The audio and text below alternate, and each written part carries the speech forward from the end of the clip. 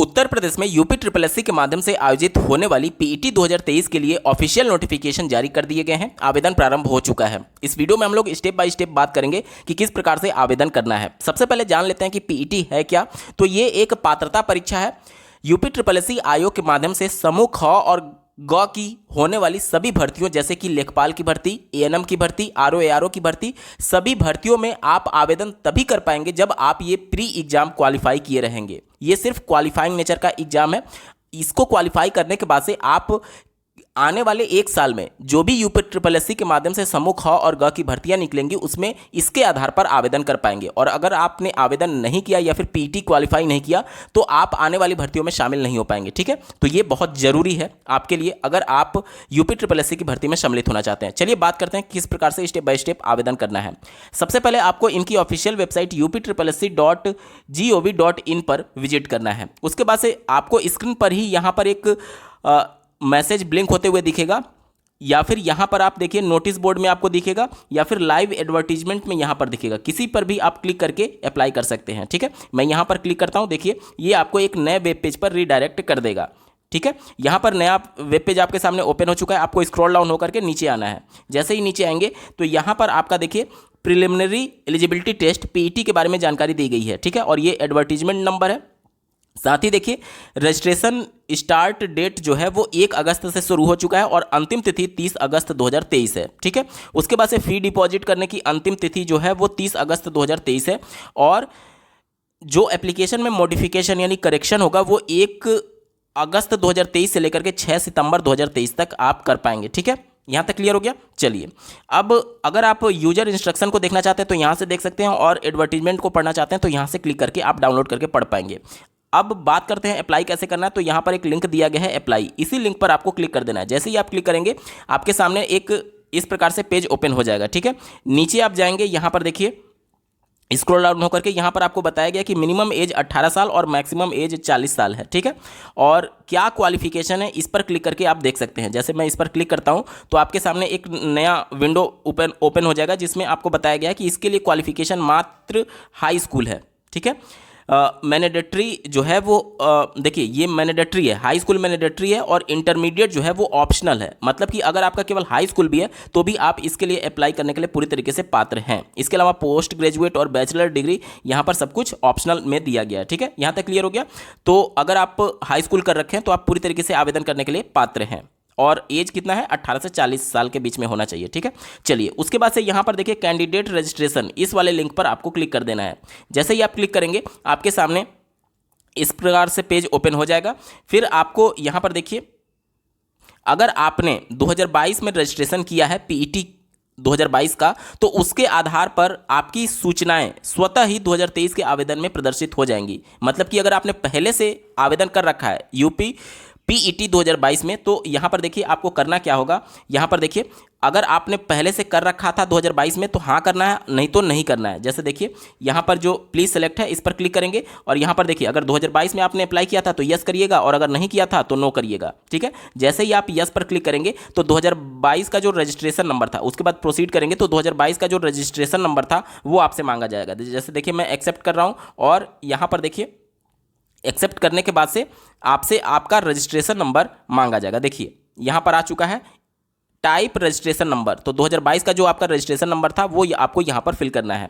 और अगर आपके 2022 में आवेदन किया था लेकिन रजिस्ट्रेशन में कोई गलती हो गई थी, मिस्टेक हो गई थी, या फिर नहीं किया था, तो दोनों कंडीशन में आप नो करिएगा तो आप दोबारा से सभी डिटेल को भर पाएंगे। ठीक है, नो कर दिया आपने, उसके बाद से यहाँ पर लिंक दिया गया है प्रोसीड, इस लिंक पर आपको क्लिक कर देना है। जैसे ही आप क्लिक करेंगे देखिए आपके सामने एक पॉपअप मैसेज जनरेट होगा। फिर से आपको यहाँ पर देखिए एक्सेप्ट पर क्लिक करके आई एक्सेप्ट पर क्लिक करना होगा। ठीक है, यहाँ पर मैंने चेकबॉक्स को क्लियर किया, टिक किया, और आई एग्री पर क्लिक कर देंगे। उसके बाद से आपके सामने आपका रजिस्ट्रेशन फॉर्म ओपन होकर के आ जाएगा, जिसमें देखिए आपसे कुछ बेसिक डिटेल मांगे गए हैं। जैसे कि आपका नेम यहाँ पर फिल करना है, अगर आपकी शादी हो गई है तो हस्बैंड का नाम फिल करना है, और अगर महिला है शादी नहीं हुई है तो फादर का नाम फिल करना है। मतलब कि फादर और हस्बैंड किसी एक का नाम आप फिल कर सकते हैं। ठीक है, इसके बाद से देखिए यहाँ पर मदर का नाम फिल करना है।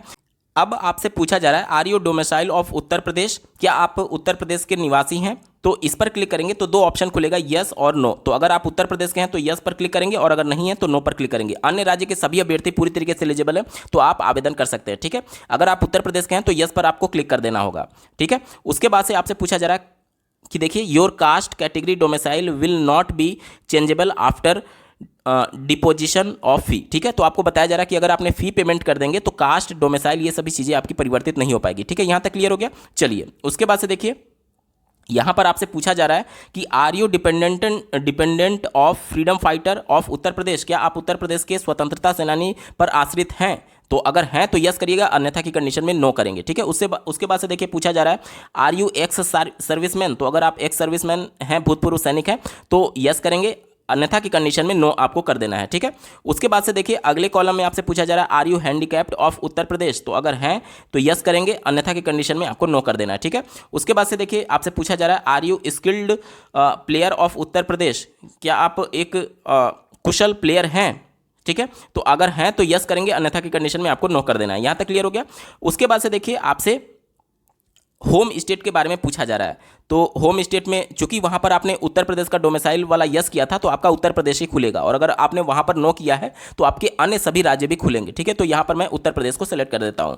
उसके बाद से देखिए होम डिस्ट्रिक्ट पूछा जा रहा है, तो आप अपने अनुसार होम डिस्ट्रिक्ट यहां पर फिल कर दीजिएगा।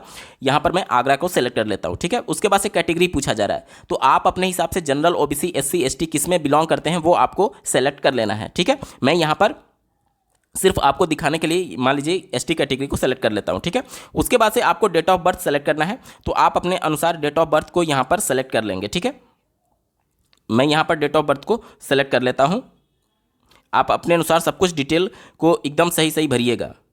ठीक है, जैसे देखिए मैंने यहाँ पर डेट ऑफ बर्थ को सेलेक्ट कर लिया। उसके बाद से पूछा जा रहा है जेंडर, तो यहाँ पर मेल है फीमेल है, आप अपने अनुसार फिल कर देंगे।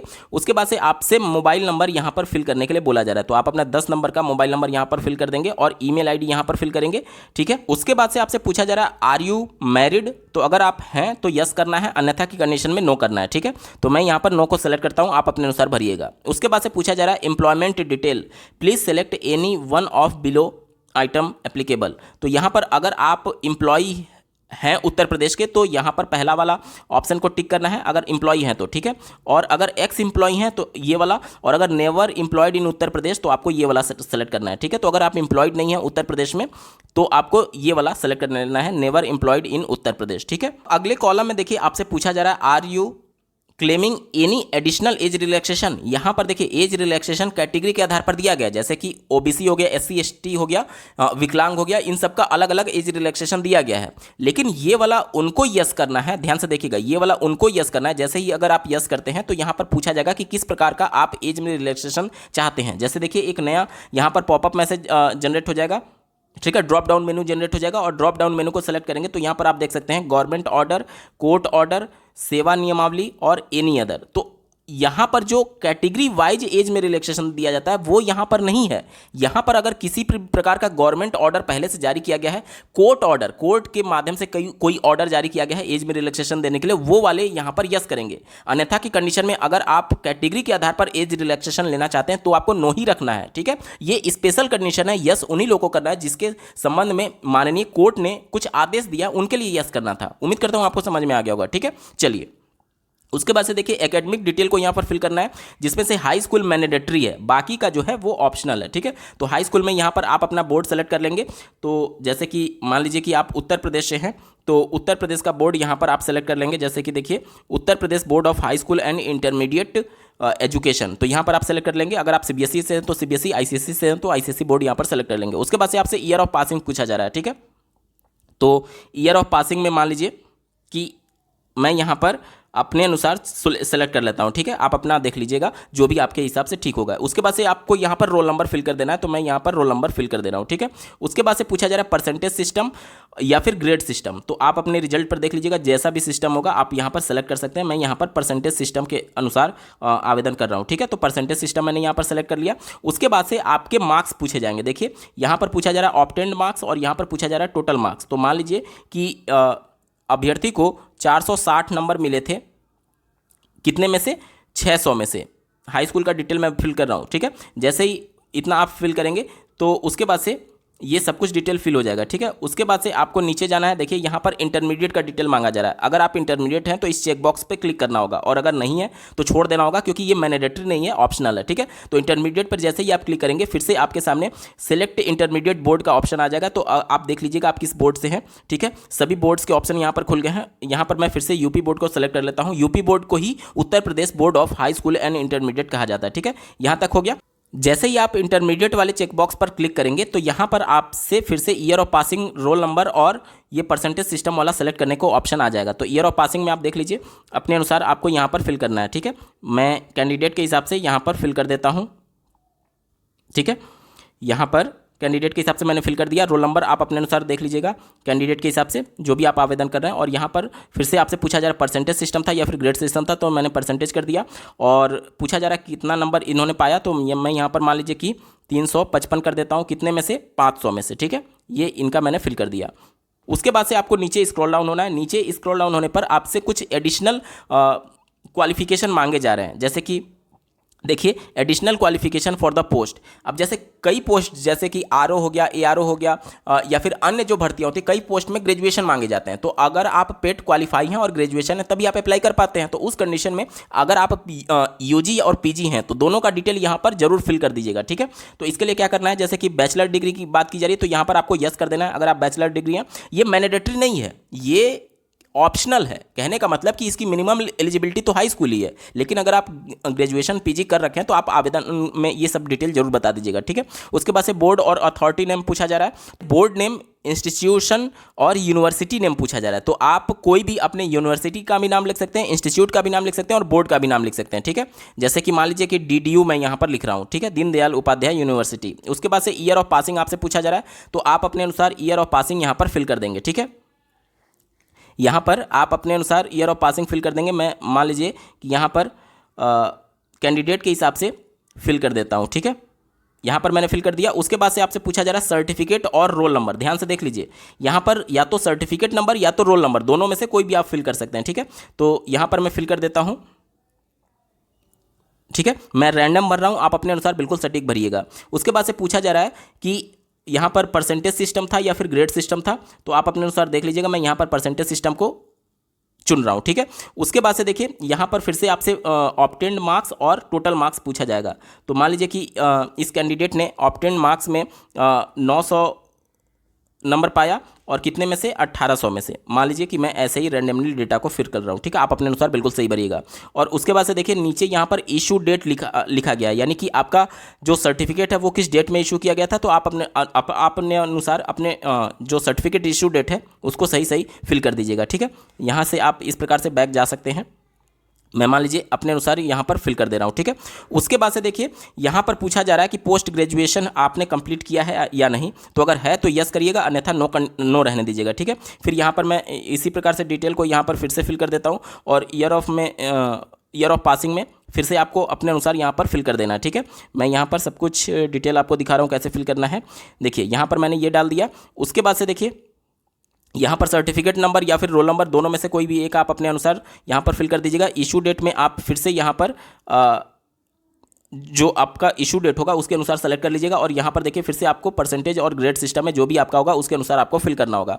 यहाँ पर ऑब्टेन्ड मार्क्स में मान लीजिए कि इस कैंडिडेट ने 750 नंबर पाया, कितने में से? और यहाँ टोटल मार्क्स में मान लीजिए कि मैं यहाँ पर 1600 डाल देता हूँ, ठीक है। 1600 ये हो गया। उसके बाद से देखिए सारे डिटेल को हमने फिल कर दिया है। उसके बाद से नीचे आपको दिया गया है इंटर कैप्चा कोड। ये वाला जो कैप्चा कोड है ये डाल करके आपको सबमिट बटन पर क्लिक कर देना है।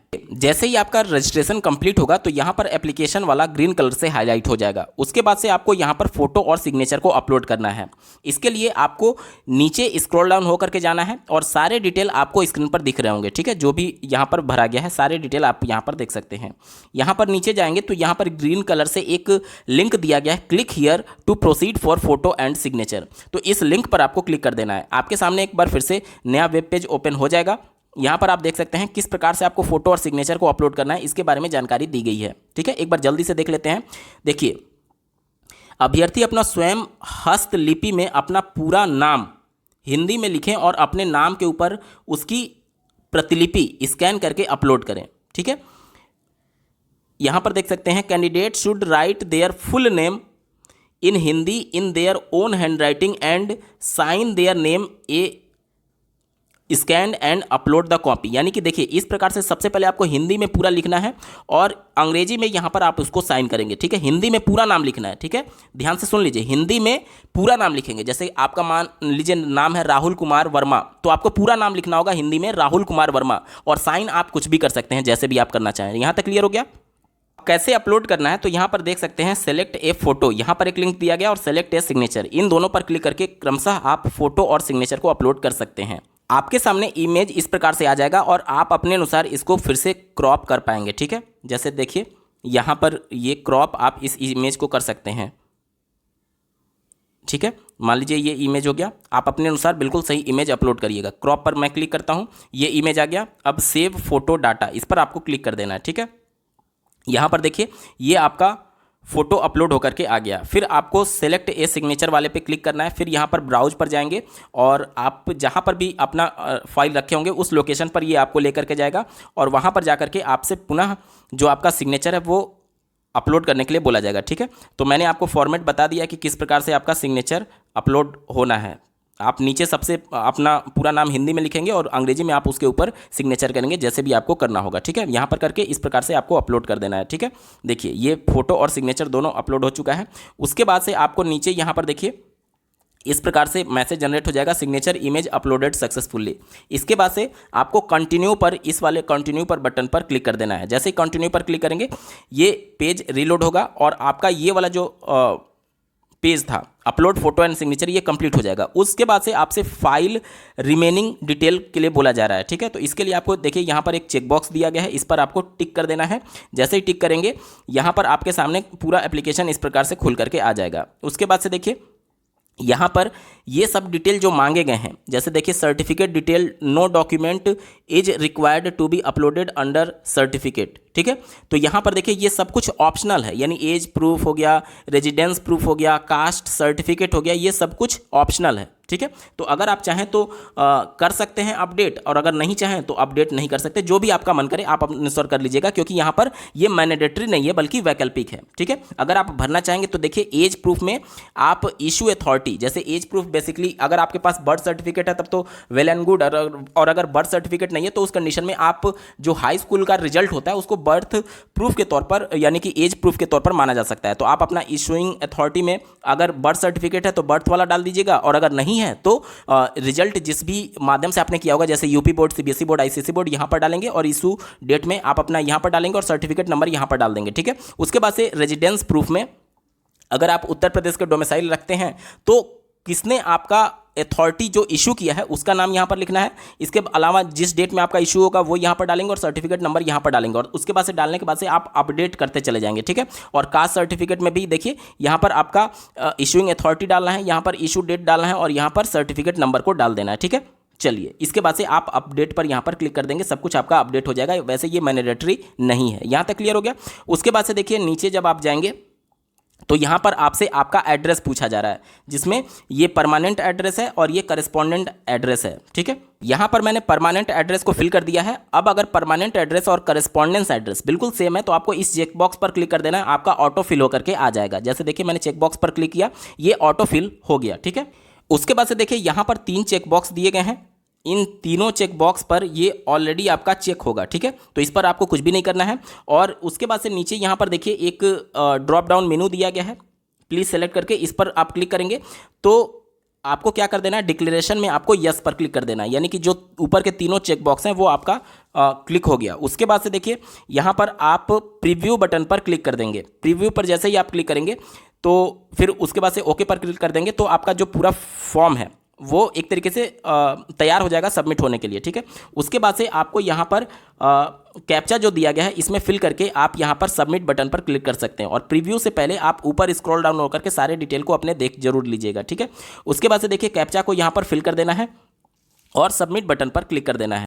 उसके बाद से देखिए यहाँ पर अदर डिटेल में सब कुछ ये भी ग्रीन हो चुका है, यानी ये भी आपने कंप्लीट कर लिया। अब उसके बाद से आपको फी डिपॉजिट करना और फाइनल सबमिट करना है। इसके लिए यहाँ पर देखिए आपने जो कैटेगरी चुनी होगी उसके अनुसार यहाँ पर फी पेमेंट के लिए आपसे बोला जाएगा, और यहाँ पर क्लिक हियर टू पे द रिक्वायर्ड फी, यहाँ पर लिंक पर आपको क्लिक कर देना है। उसके बाद से ये पॉपअप मैसेज आपके सामने जनरेट होगा जिसमें आपसे बोला जाएगा कि फी पेमेंट करने के बाद से आप अपने कास्ट, कैटेगरी और डोमिसाइल में कोई भी परिवर्तन नहीं कर पाएंगे। तो अगर आप परिवर्तन करना चाहते हैं तो यस पर क्लिक करिएगा, और अगर नहीं परिवर्तन करना चाहते हैं तो नो पर आपको क्लिक करके प्रोसीड करना है। नो पर मैं क्लिक कर देता हूं, यानी कि मेरे सभी डिटेल सही हैं। उसके बाद से देखिए ये फी पेमेंट करने के लिए आपके सामने आ जाएगा। यहाँ पर देखिए प्रोसीड फॉर पेमेंट, यहाँ पर आपको क्लिक कर देना है। पेमेंट करने के बाद से आप अपने फॉर्म का फाइनल प्रिंट आउट ले पाएंगे। तो ये पूरा प्रोसेस है स्टेप बाय स्टेप अप्लाई करने के लिए। दोस्तों उम्मीद करता हूँ आप सभी के डाउट्स क्लियर हो गए होंगे। इस वीडियो को देखने के लिए आपका बहुत बहुत धन्यवाद। भगवान करे आपका दिन शुभ हो।